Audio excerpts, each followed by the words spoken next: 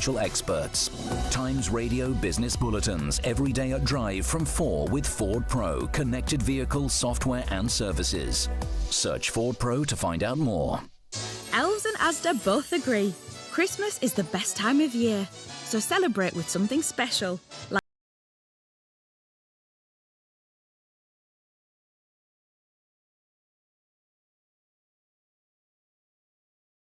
dipping. Ooh!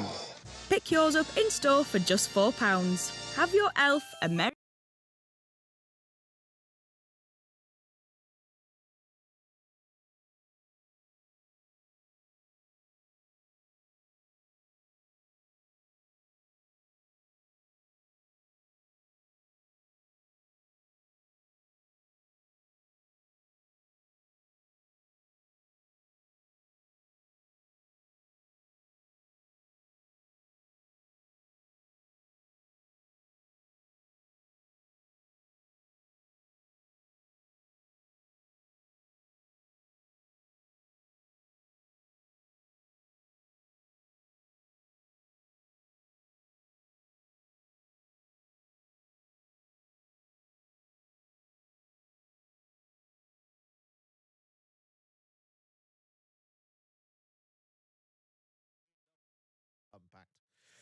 A few weeks ago, we got a message on the YouTubes that students at Plymouth College were listening and watching in to PMQs Unpacked as part of their politics club.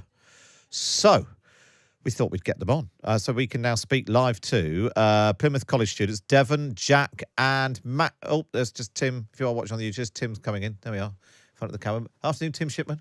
Good afternoon. There we are.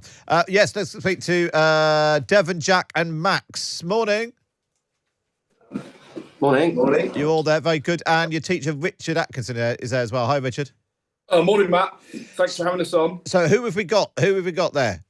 We got Jack, Max and Devon. Very good, very good. I can only see two students. Anyway, we'll sort that out in a second. Hang on. There we go. First of all, Richard, how did the Politics Club all come about, and how did you end up tuning into PMQs Unpacked every week? Okay, so on a Friday, we have enrichment activities on Friday afternoon. So there's things like Combined Cadet Force, Duke of Edinburgh, sport leaders and things, and a politics club. And that politics club is about 10 of us, and we talk about the themes of the week. We have a politics quiz, and then the last bit is we watch PMQs Unpacked, and then we pause it, like you yourselves pause it, and then we talk about what the answer is going to be and how they're doing, and that's the discussion. And it sort of really helped the guys sort of get a handle of the themes of politics, you know, improve their sort of political literacy. So you're sort of doing PMQs Unpacked. Yeah, that's it. Yeah. So I'm using it as a teaching aid. Yeah. Great. So, Devon, what have you made of doing that? Because obviously it's been quite a ride in PMQs in the last few months. Boris Johnson, Liz Truss, then Rishi Sunak. Yeah. What have you made of watching back PMQs Unpacked? It's sort of the way politicians answer is very different to perhaps what you'd want. It's a very diplomatic way of putting it. But very little. I've noticed that when you get asked a question, particularly Rishi Sunak in the last couples, and more so to Liz Truss, they just don't answer the question. They talk about something else, perhaps. And perhaps of a prime minister, you'd expect them to know the issue well enough to be able to speak about the question and answer it.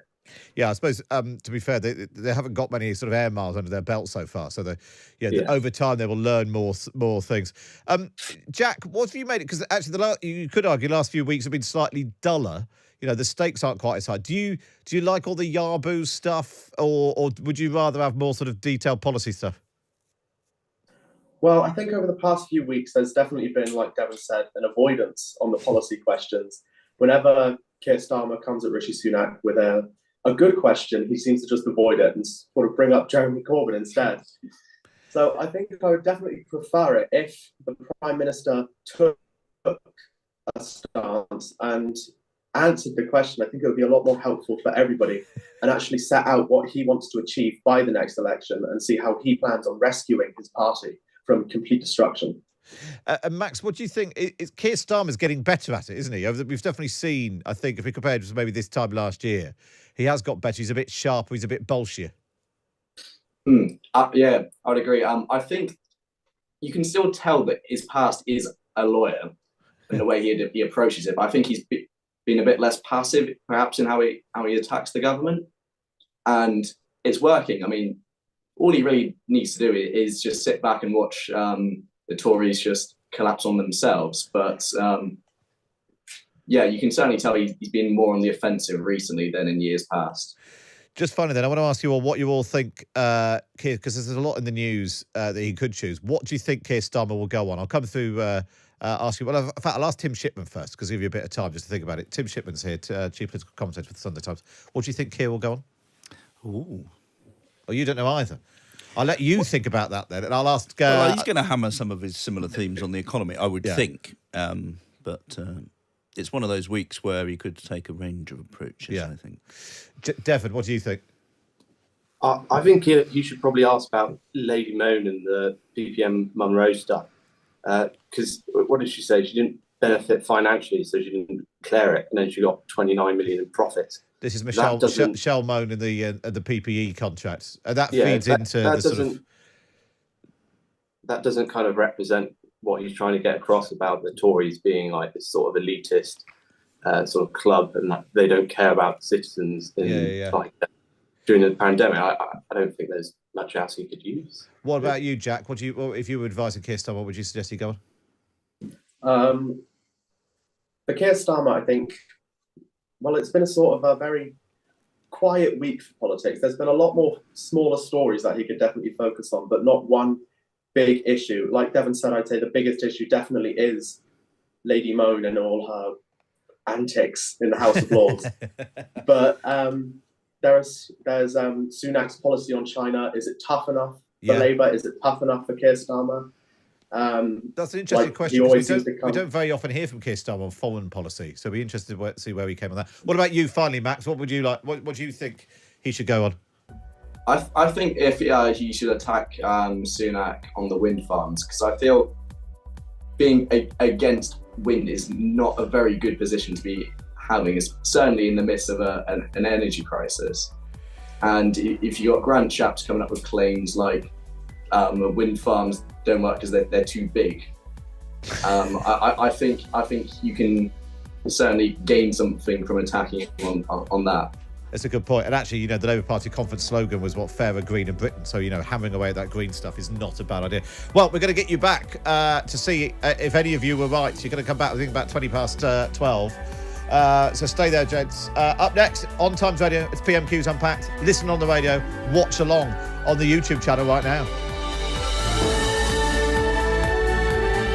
Across the UK, on DAB, online and on your smart speaker. This is Times Radio. It's 12 o'clock. I'm Matt Chorley. This is Times Radio. Up next, it's PMQs Unpacked. First, a quick look at the headlines this lunchtime. HSBC is closing 114 branches in Britain from April. It's the latest of the big banks to announce closures. They try to cut costs as customers move towards online services.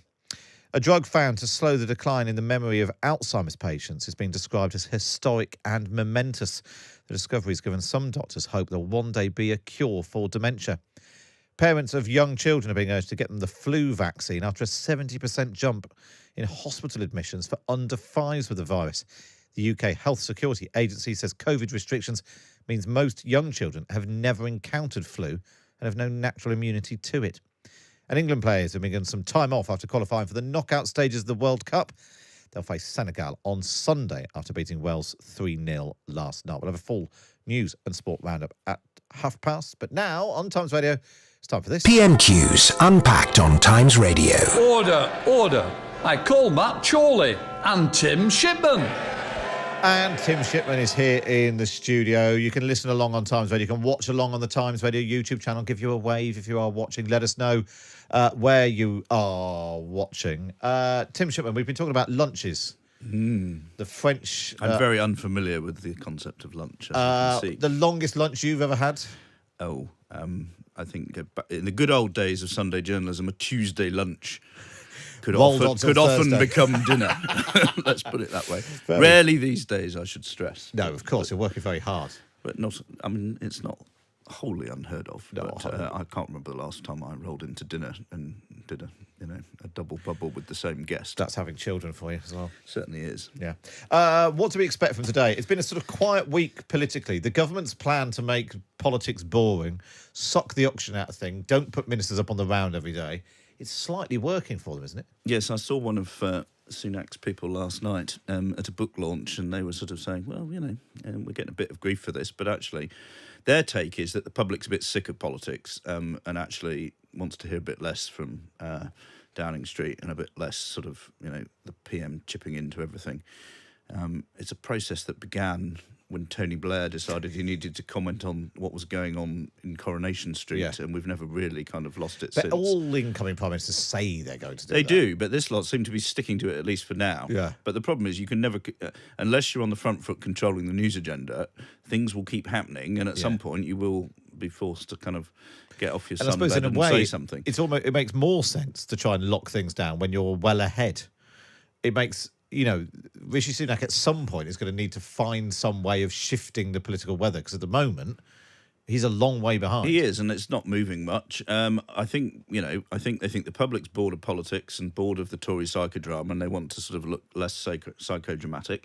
I think their mental feeling is if they can get into the new year and get towards the next budget in March, that might be the time you start to look a bit more like a political party doing some clever things and forming some dividing lines. And there's already talk of a relaunch, reboot series of speeches in the new year. I mean, Liz Truss was only there for 44 days and she had 3 relaunches. So Rishi Sunak's done all right so far. Not to have, as some people may have read at the weekend, he's getting tough. They were telling me that at the week. He wants to get tough, look like he's tough on things, which is interesting. Which is a response exactly to Keir Starmer calling him weak every week. I did notice that your big read at the weekend drew on some of the themes we've teased out in PMQs recently. Exactly. Well, the week stuff from Keir Starmer. It's interesting that. Yeah, it is.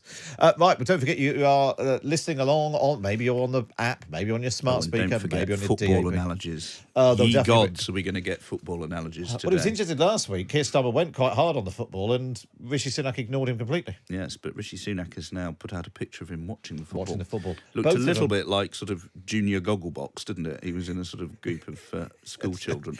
About the same size as them.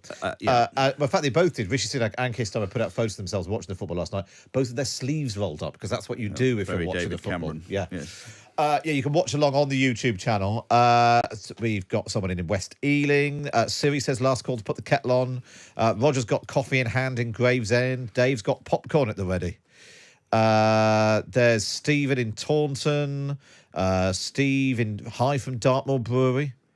Feel free to send us any samples in time for Christmas. Matt's in Liverpool. Forgetting time for Christmas. Let's have them for next Wednesday. Well, I'm not here next week. Oh. Yeah. I'm on a boat. The mind boggles. Yeah, with 2,000 times readers. What could possibly go wrong? Watch along on the YouTube channel then. I think we're ready. Here we go. We can go live to the House of Commons for question number 1 from Keir Starmer. Thank you, Mr. Speaker. May I join the Prime Minister in saying, well done, England. And I hope we can say that next week and the week after. Commiserations to Wales, so I'm sure we'll be back in the World Cup tournament before too long. And of course, Mr. Speaker, we mark that tomorrow is World AIDS Day. Mr. Speaker, Winchester College has a rowing club, a rifle club, an extensive art collection. They charge over £45,000 a year in fees. Why did he hand them nearly £6 million of taxpayers' money this year in what his Levelling Up Secretary calls egregious state support? Let's just jump in there. Yes. There's a lot there to explain. Why is he alighted on Winchester College? Because Rishi Sunak was the head boy of Winchester College, and Rishi Sunak also has given money to Winchester College in order to fund bursaries for poor students, which I'm sure we'll be hearing about in a moment. Keir Starmer would like to take away the charitable status, and that's the reference to the £6 million of taxpayers' money. Tories say if you have the charitable status, you can force the public schools to work with the state schools and give them access to some of those facilities. Labour thinks this is just chucking money at the rich. A lot of other Tories would tell you, well, if you take away the charitable tax break, the only people who'll be able to afford to go to these schools will be the children of Russian, Chinese and Arab potentates, rather than your humble people, Brit. Your humble people who can afford 30 grand a year will have to be forced to send their children to a state school. But what's interesting about this is that clearly Keir Starmer's taking on this argument. It was on the front of the Daily Mail 2 days running, basically the same story. Yep.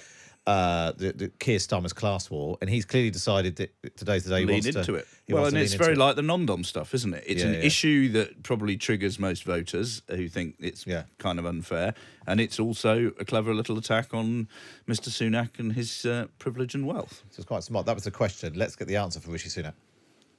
Did he hand them nearly £6 million of taxpayers' money this year in what his Levelling Up Secretary calls egregious state support? Prime Minister. Mr. Speaker, I'm pleased he wants to talk about schools, because we recently announced billions more funding for our schools. We're helping millions of the most disadvantaged children catch up with their lost learning. And we're driving up school standards, Mr. Speaker. But during COVID, he wanted to keep schools closed. We shouldn't be surprised, because I listen to parents and he listens to his union paymasters. Well, there was a lot of... We had... That's properly old school. He wanted to keep schools closed. That's one even Boris Johnson had stopped using. We had union paymasters... which is another favourite, and the Secretary of State who once called egregious state support for private schools. That was Michael Gove in a column in a Times column in February 2017. He said, how could this be justified? I asked the question in genuine, honest inquiry. If Times readers can tell me why we should continue to provide such egregious state support to the already wealthy so they might buy advantage of their own children, I would be fascinated.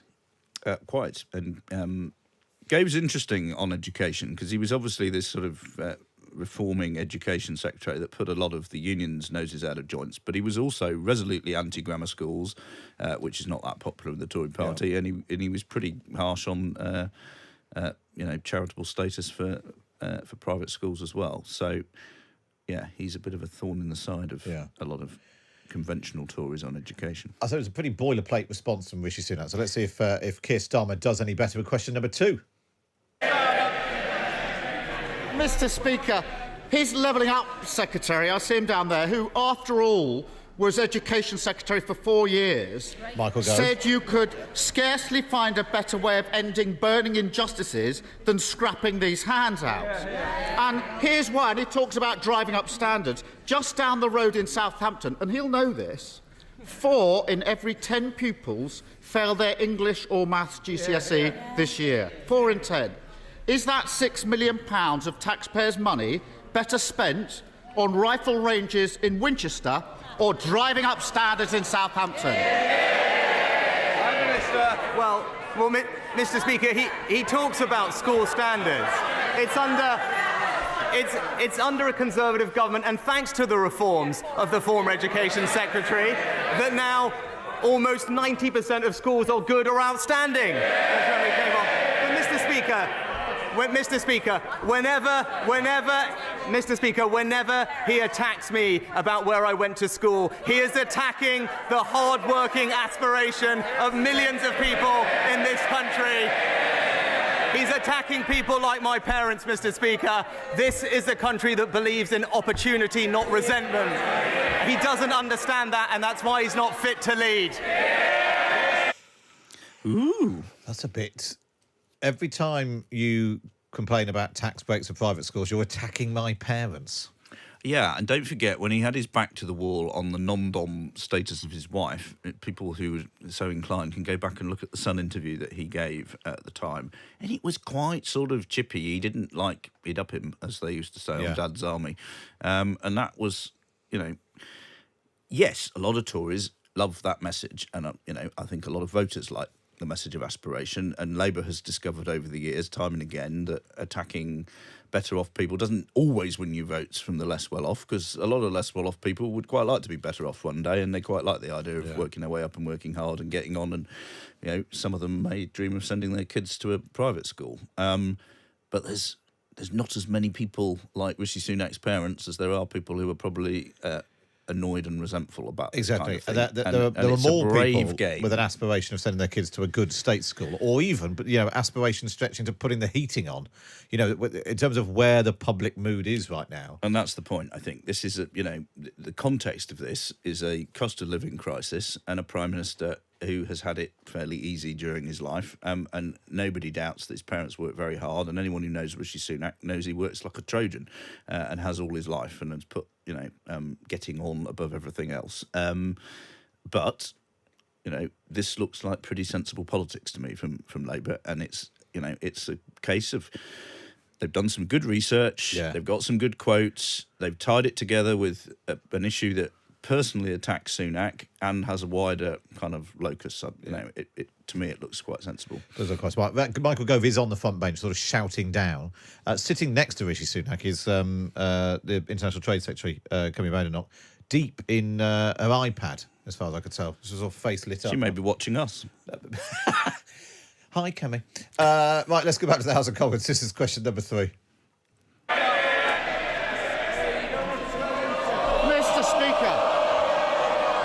Mr. Speaker, if he thinks the route to better education in this country is tax breaks for private schools in the hope they might hand some of that down to state school, that's laughable. Trickle-down education is nonsense. And Mr. Speaker, it's not just the Levelling Up Secretary. His Education Minister sitting there asks, how much better would it be if Conservatives got rid of these handouts? He talks about his record. It's simple. He can carry on being pushed around by the lobbyists, giving away £1.7 billion to private schools every year, or we can put that money to good use. And the Tory scandal, he talks about his record. Hundreds of thousands of children leaving school without the qualifications that they need. I've made my choice. What's his? Prime Minister. Mr. Speaker, we're improving school standards for every pupil in this country. It's our reforms that are leading to us marching up the PISA league tables for reading, for writing, more good and outstanding schools, more investment in every single school. But he talks about choice. This is about supporting aspiration, Mr. Speaker, and that's what this government is proud to do. I think what we're seeing here is Rishi Sunak sort of holding the line. It's quite a difficult argument that it's he's a difficult making. line to hold, but look, there's a bit of noise behind him, and the Tory MPs actually liked the previous answer and cried for more. So last week, we called it pretty firmly for Starmer on the politics. There were other commentators who thought in the room, Dan Hodges of the Mail on Sunday being one of them, that Sunak had kind of repelled it quite easily. And in the chamber where he was sitting, he felt like Sunak had sort of seen off Starmer. And, these are interesting, different perspectives. To us, we were looking at the politics of it and we thought but I suppose it's easy Starmer win, and it's looking like the same here. But if you're a Tory MP, where he may be getting mullered to the pavement and coming out as a mere smear on a piece of concrete, he's not doing that. He's at least putting up a fight, and you shout aspiration, and that's a sort of Pavlovian response for a lot of Tory MPs. I suppose that ultimately keeps you at 26% in the polls, and Labour keeps you at 26, 50. Not at 21. Yeah, but it doesn't get you to 42. Yeah, exactly. The other Education Minister Keir Starmer referred to is Robert Halfon, now former chair of the Education Select Committee. He's now a education minister. He argued again in 2017. Presumably there was a big row going on about this at the time. And he said that they should end the across-the-board charitable status. This must have passed me by in 2017. I think I only wrote about Brexit in 2017. There was obviously something occurring. He said his party should confront the shibboleth, he said. August 2017. There we go. It's obviously a row that kept everyone busy over the summer months. Trickle-down education as well from Starmer. That's quite nice. It's sort of nice, but it's this kind of quote that works a bit better in the Westminster Village than in the There's quite a lot that needs to be explained bars of Darlington. We'll go back and ask our students actually what they make of all this before 12:30 from Plymouth College. But let's go back now to the House of Commons. Question number 4 from Keir Starmer. Mr. Speaker, he really does need to get out more. And he talks about aspiration. Mr. Speaker, They are killing off aspiration in this country, and it's not just education. Why is the dream of home ownership far more remote now than it was when his party came into power 12 years ago? Prime Minister. Well, Mr. Speaker, what have we done in those 12 years? The highest number of new homes started in 15 years. Largest number of first-time buyers in 20 years. He talked about 10 years ago. What do we inherit? The lowest level of house building in a century. Well, I mean, it's bold, isn't it, at this point in time to be saying we built lots of houses when he's just pulled the legislation that would have allowed you to build more houses because a bunch of his MPs didn't like it. Yes, and there's a rebellion on several fronts, but house building is one of them. I can't think of that if the most new homes started in 15 years, doing that in your 12 years, that just means we've gone back essentially to the level of house building we saw under New Labour. It sounds very much like probably that. need to dig out the stats for that. We're not totally sure. But again, Keir Starmer tried to throw picking there's no doubt that the political operation of the Labour Party is much improved. Well, I mean, it's so improved that they're busy sending me messages at the moment about who's texting the you? approach that they're taking. I'm not getting any. It's all on background, so I can't quote any of it. But it's they're trying to make an argument that I think they're going to turn around the house building stuff and kind of make it about aspiration themselves. So it's an interesting, weaving all that together. It's an interesting argument they're mounting. Let's see where Keir Starmer takes it next.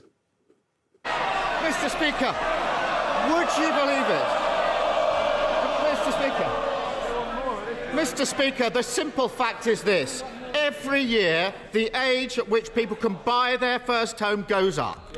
At this rate, under this government, a child born in the UK today wouldn't be able to buy their first home until they're 45. Now, I love my kids, but I don't want to be cooking them dinner in 30 years' time. Now, Mr. Speaker,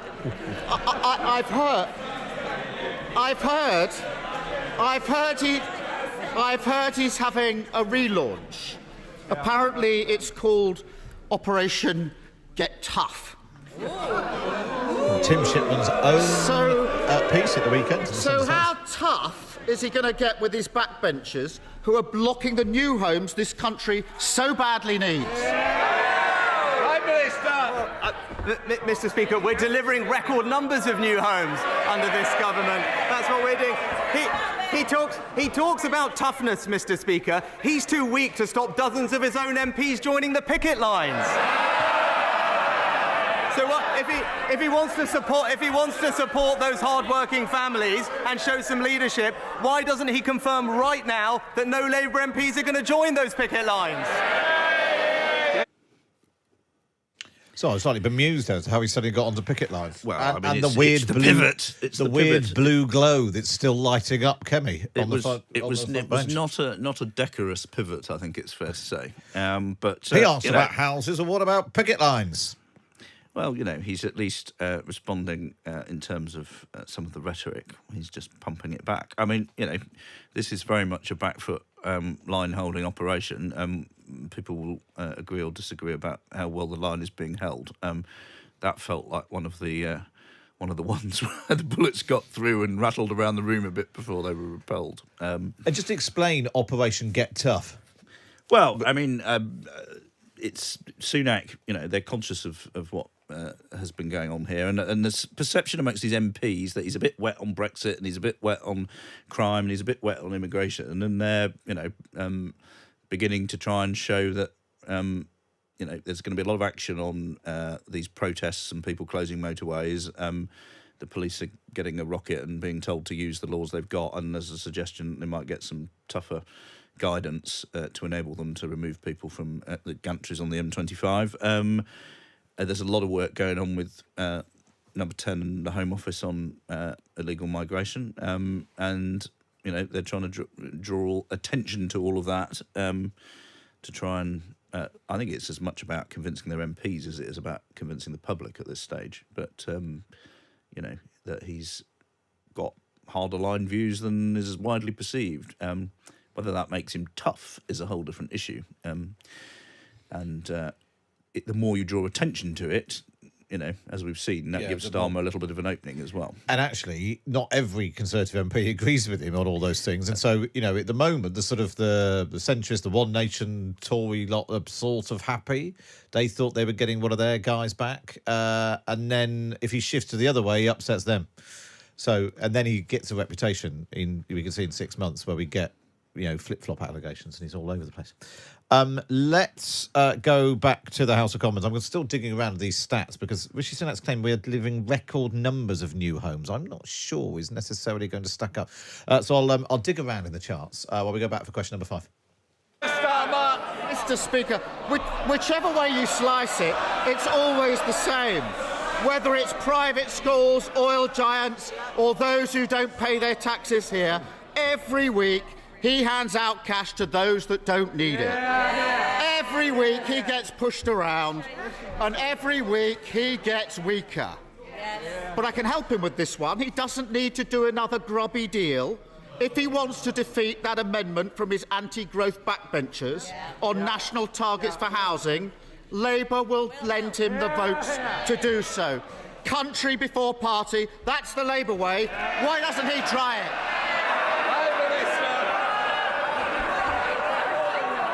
Mr. Speaker, I think we did hear too weak to confirm no one on the picket line.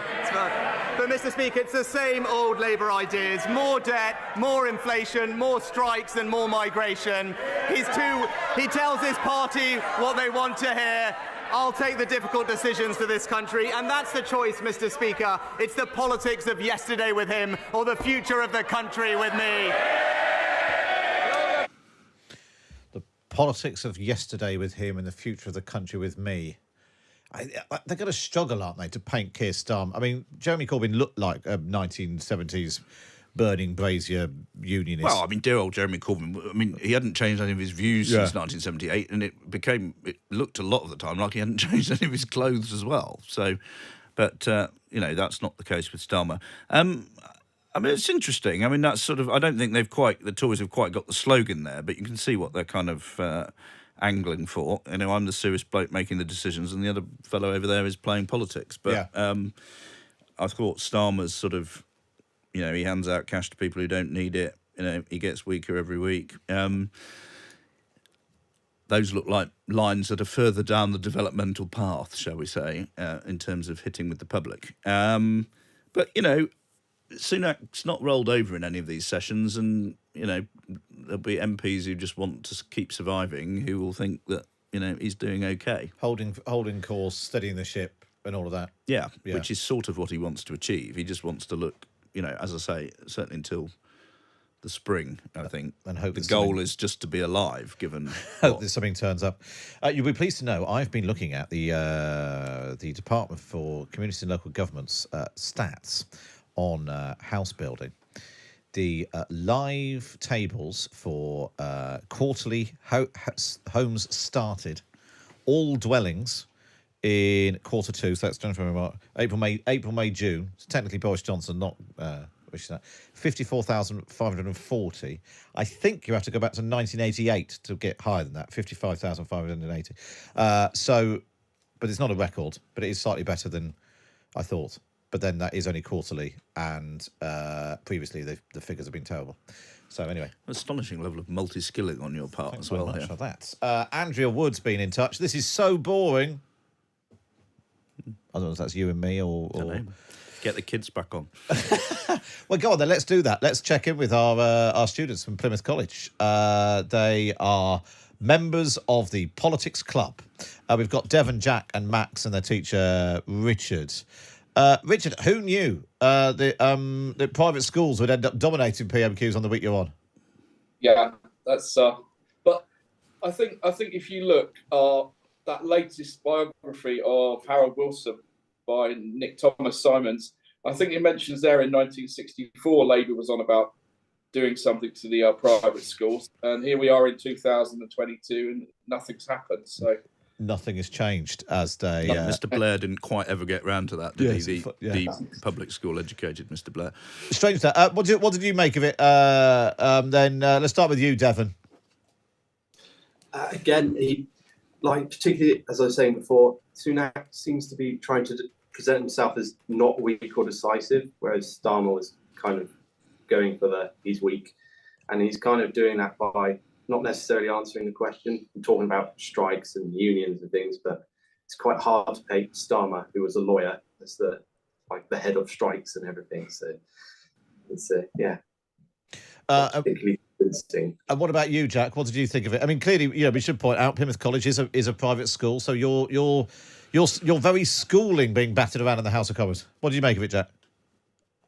Well, I obviously have opinions on the private school issue, but I think that definitely an interesting approach from Keir Starmer. He sort of avoided all the topics you definitely expect him to make a scene out of, like Mo, Raab and his bullying, and he's approached it in a sort of way that says the Conservatives are stuck in their traditional ways instead of attacking what they're doing right now.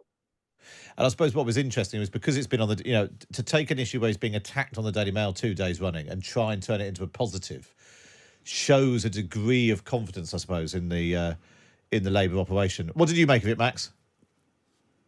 I thought it was a strange angle of attack. I feel like he could have brought up some of the other issues, but I think he did try to back up Rishi Sunak into the corner. But if in doubt, he did bring up the picket lines, and I'm surprised he didn't bring up the member for Islington North.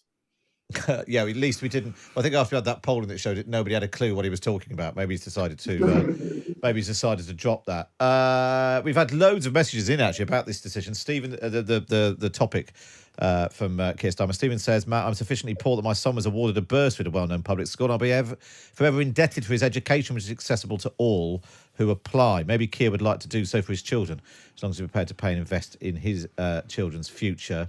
And William says, RE private school fees. I went to a comprehensive of no children, so I hope I'm reasonably objective. Food and other essentials don't attract VAT. Is education not essential? Further, every parent who pays school fees saves a place in the state system. I know plenty of parents have stretched the limit paying school fees and adding VAT with their children going into the state system. The country would be worse off with the additional state places costing more than the VAT received on private school fees would produce. And then further to the point that all of you have been making, maybe next week Sunak could simply post his answers in advance, given they bear no relation to any of the questions. So finally then, chaps, I'll come around to all of you. Who do you think won today? If we're going to reduce it to who's up, who's down, who do you think won today, Devon? I think Starmer was more convincing. Jack? Particularly. Yeah, I agree. Starmer, I think, won this week. And Max? Yeah, I definitely agree. I think Starmer won that. Well, there we are. Richard, we're allowed to ask you who you think won? I think Keir Starmer seems to get stronger every week, and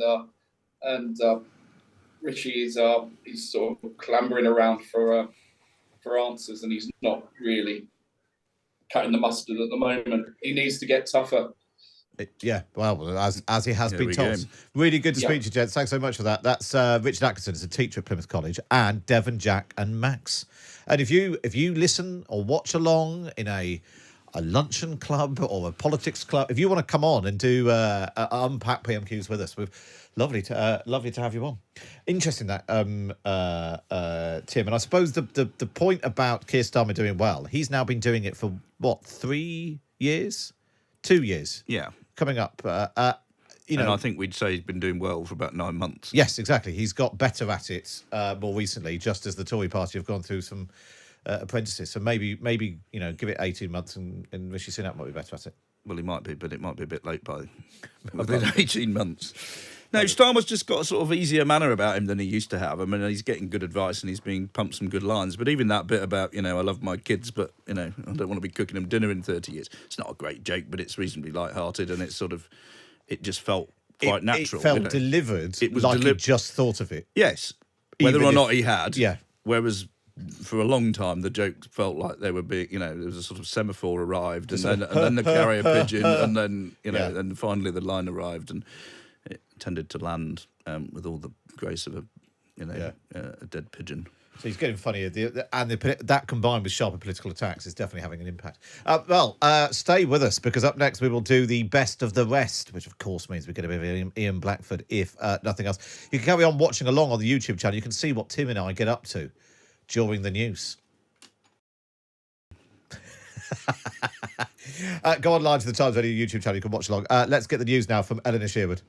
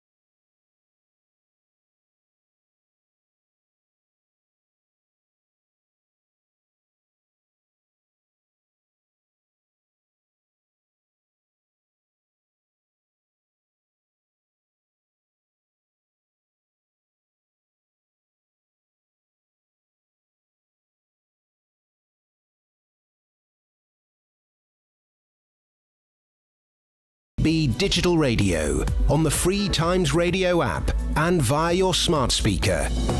Matt Chorley on Times Radio. Hello, it's Matt Chorley on Times Radio. We've been doing PMQs Unpacked. You've been watching along on the YouTube channel. I just realised I had to move my bank card at one point because I was just on the side. Well, I've been buying coffees. I don't want anyone to zoom in on that and empty out all £8. Tim Shipman, chief political commentator of the Sunday Times, is still here. And Steve, someone just put on the YouTube channel, Stephen says they mute the sound during the news. No idea why. Because we don't want to hear, we don't want you hearing the gossip that Tim and I have just been exchanging.